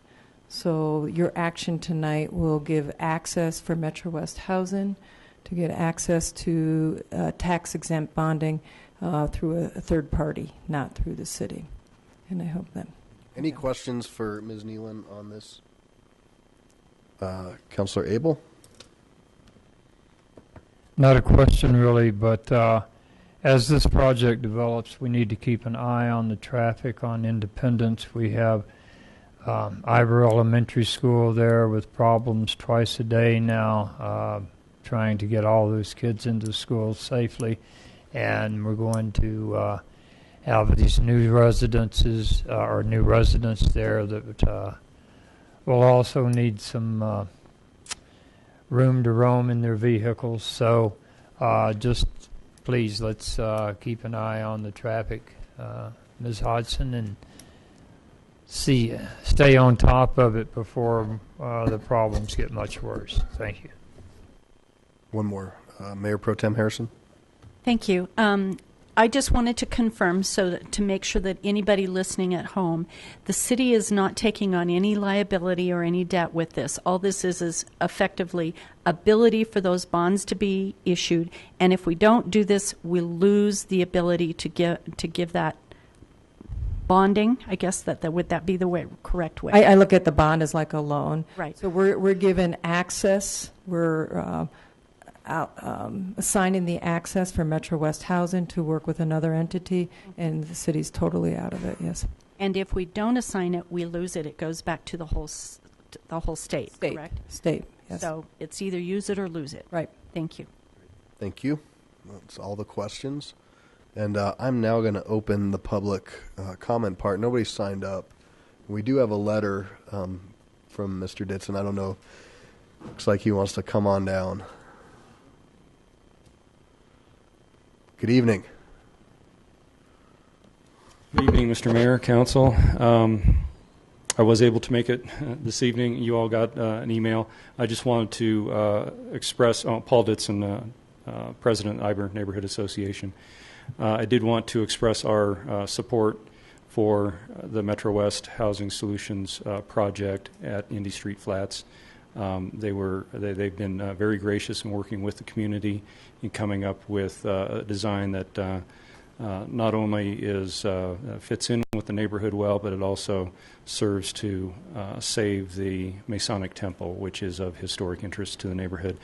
We're very gratified that Metro West has been so cooperative, and we look forward to working with them in the future on this project.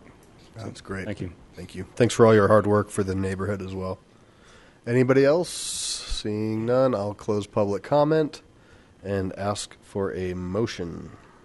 Mayor Paul, I move for the acceptance of the minutes and boards and commissions and for the adoption of the resolutions, all which are included in the consent agenda items introduced into record by the city clerk.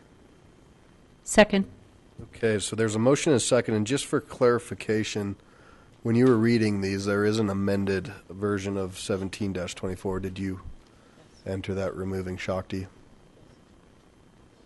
Yes, you did. Okay, all right. Sounds good.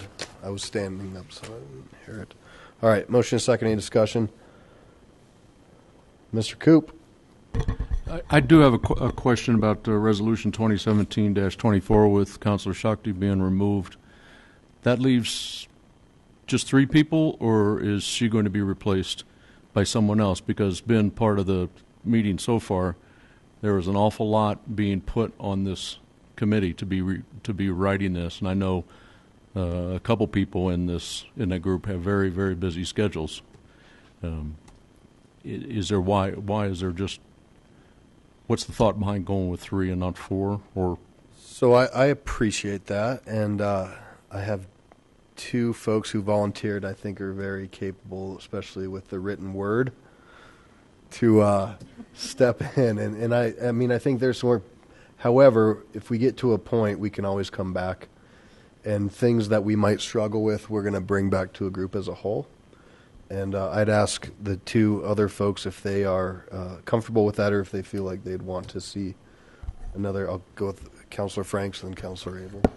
I would say I can speak for myself. I'm comfortable with that. I think we got a lot of good direction out of the edits that have already been fed into the process, and we certainly always have the option if something becomes difficult, we can put it back into our regular group meeting. So I'm fine moving forward with that. Councilor Abel? I think we're up to the challenge. Thank you. Councilor Shakti? And I think part of the thinking is that a smaller group is more nimble in terms of the ability for everybody to make a certain night. So. Okay. All right. Any other discussion? All right. Let's vote tonight. And that passes 11 ayes, 0 nays. Okay. So general business, a couple things I wanted to talk about.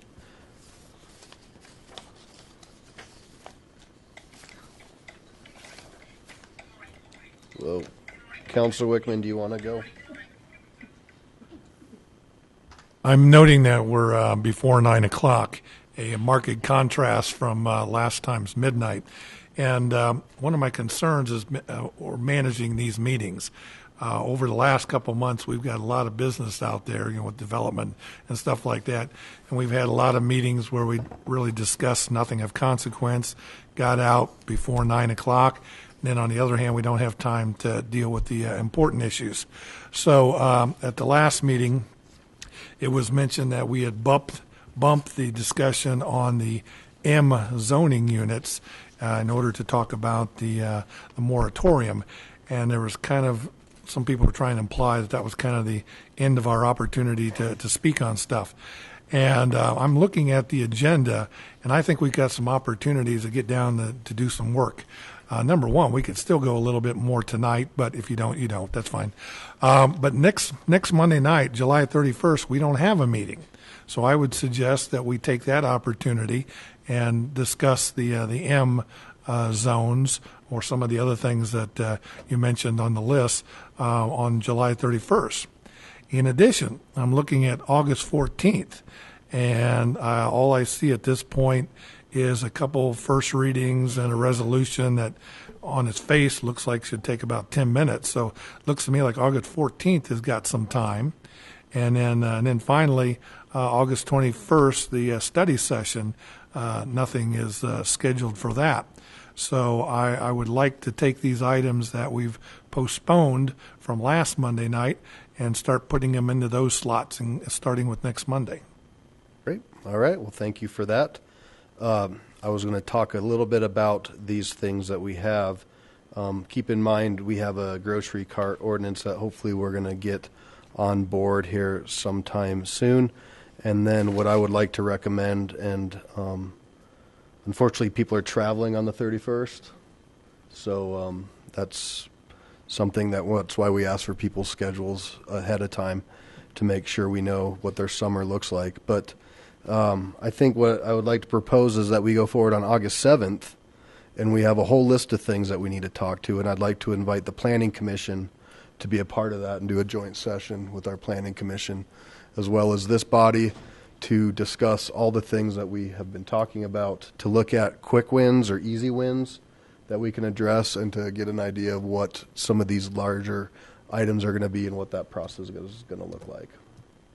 So I imagine from that, Councilor Wickman, if we had that on August 7th, you'd start to see the rest of that fill up depending upon what comes out and where we go. And then the other issue, too, is that we need to get put in place, which we will, Councilor Wickman's proposal to look at fees. That's another issue that this council said that they want to look at, fees in lieu. So that needs to be figured into the schedule going forward as well.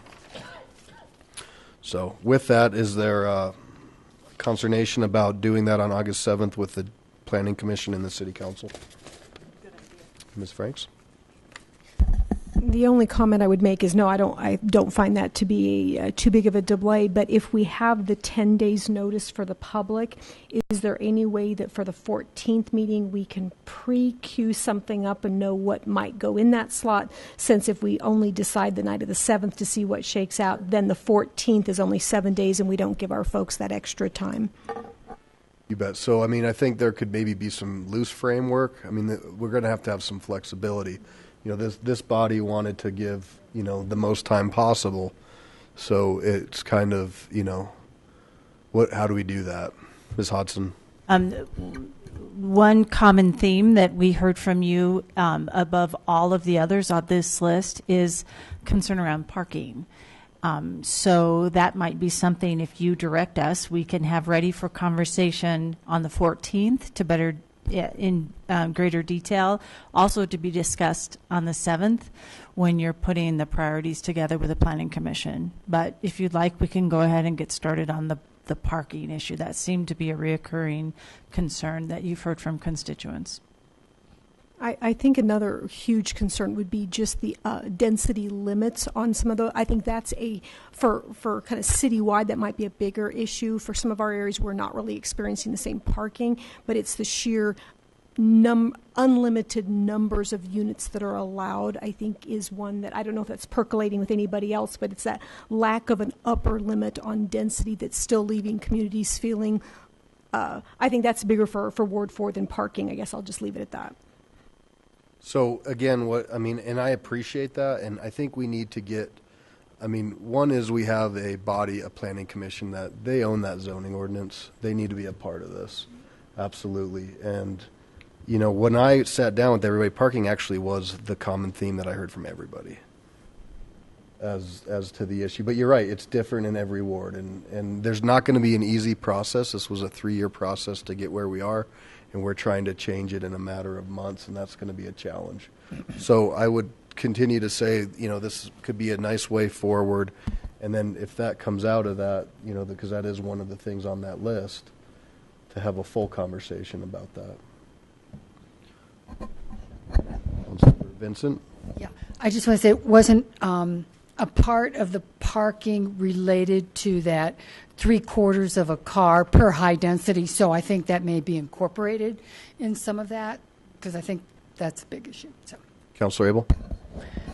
I think parking is an important issue, especially the 3/4 of a parking space. But I think the larger issue that I hear from folks in Ward 1 and Ward 4 is the mixed use, and especially mixed use employment. That's where these larger projects are hanging and becoming purely residential. And I believe that that's the biggest issue we're looking at and deserves the most discussion.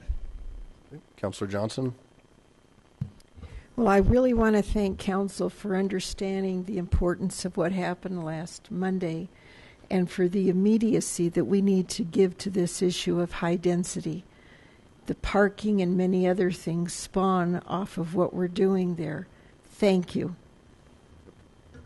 So again, I think that we have direction to move forward to have a joint session that we can get posted, and everything that was brought up on both sides here, that is going to be part of that discussion. I'd like to mention also that my friends on the Planning Commission seem to be more concerned about the mixed use than other issues that we've been looking at.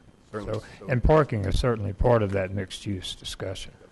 So it'll be a nice opportunity for us all to get together. Cool. Ms. Hodson, does that sound amazing? That does, sir. Sounds amazing. Okay. Sounds fine. We're not quite there, Pete. We're going to wait it out. Pete's trying to get us out of here before 9. So, with that, we'll go to reports and see if we can do that. Bless you. Quick reports. Had the awesome opportunity to go to the O'Kane Picnic, which was fantastic. National Night Out is coming up the first Tuesday of August, which happens to be August 1st. German Fest was a lot of fun, and Councilor Johnson tried to get my attention, before the Bartels left to thank them, but we want to thank them. That was the first time we've had that in the city of Lakewood, so thank you for that.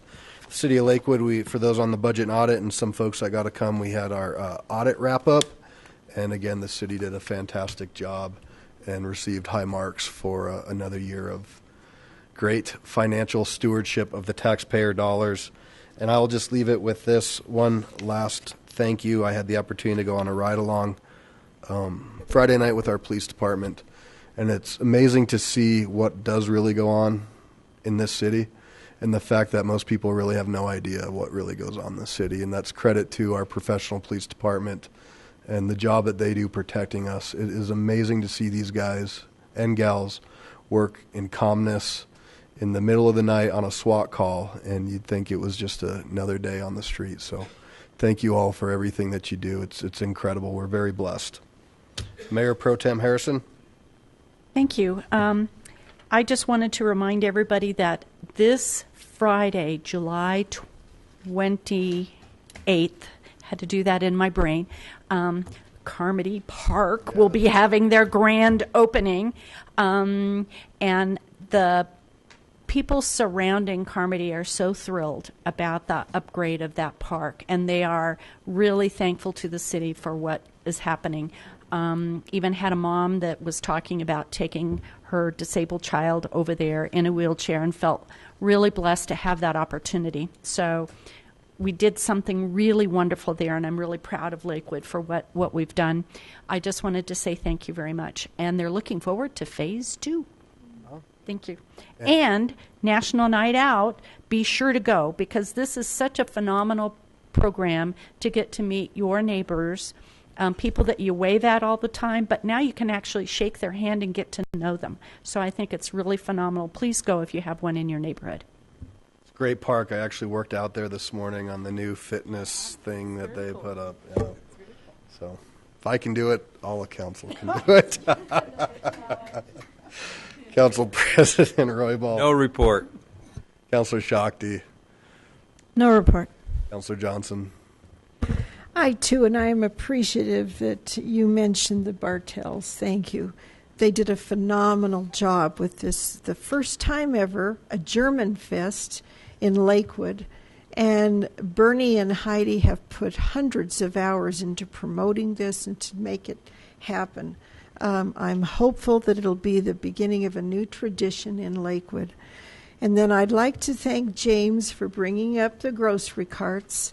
I have not forgotten. Earlier this afternoon, I was promised that this was going to be put on a little faster track than what we've been going, and you keep us honest and keep bringing it up. I appreciate it. Thank you. Councilor Abel. On Saturday, August 5th, we'll be having our Ward 1 meeting at 920 Kipling Street, and hope to see everyone there. And it's a reminder that it's not just for folks from Ward 1, but anyone who wants to come and join us and bring their voice, we would love to hear it. Thank you. Councilor Vincent. Yes, St. Bernadette's is having their 70th anniversary this Sunday, and they're having an open house from 1 to 6. It's an absolutely beautiful church, and they're doing a lot of things, so everybody's welcome. Oh, that's cool. Thank you. Councilor Franks. Councilor Gutwein. Councilor Wickman. Yeah, two things. Again, the German Festival is real good. I would like to suggest that we try to encourage to have more festivals. And so if there's ways that we can help people like that, make a little contribution or something like that, I think we ought to do more to encourage those sort of activities. Secondly, Mr. Chisholm comes in repeatedly, week after week, month after month. Can I suggest at some point we respond to him? I mean, I know he runs off real quick, but, at some point when he speaks, respond to him one way or the other. Yes, we have had a continuing conversation with the Chisholm family, and we are working closely with Jay and his wife. Could you do it in public so we all like to hear a resolution at some point? So let me weigh in on that. I think, it's a private business having issues, and I don't know if it's appropriate for the whole body to hear, there are some issues, like he said, that he's gone into, and it's not as black and white. I think if you'd want a briefing on that, you certainly could have that opportunity or talk to his council members in Ward 1 who've been working with him.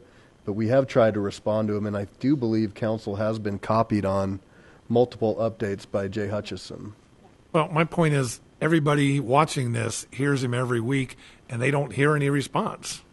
Well, I think it's out of respect for Mr. Chisholm that you're not hearing a response. Okay, whatever. Mr. Coop? I would just like to say to everybody watching this now on the computer, on television, get it later, the Chisholm family is responded to by the city staff on a continual basis. Thank you. Chief Clerk Margie Greer? Nothing? All right. Mr. Graham? Yes. I like it too. It's going to stick. Nice job, Bruce. Greg? Ms. Hodson? Quick reminder, the second Lakewood High School workshop meeting is tomorrow, Tuesday, the 25th, from 6 to 9 at the Clements Center. Just a reminder. Okay. All right. Anything else for the good of the order? If not, we'll adjourn at 9:02. All right. Thank you.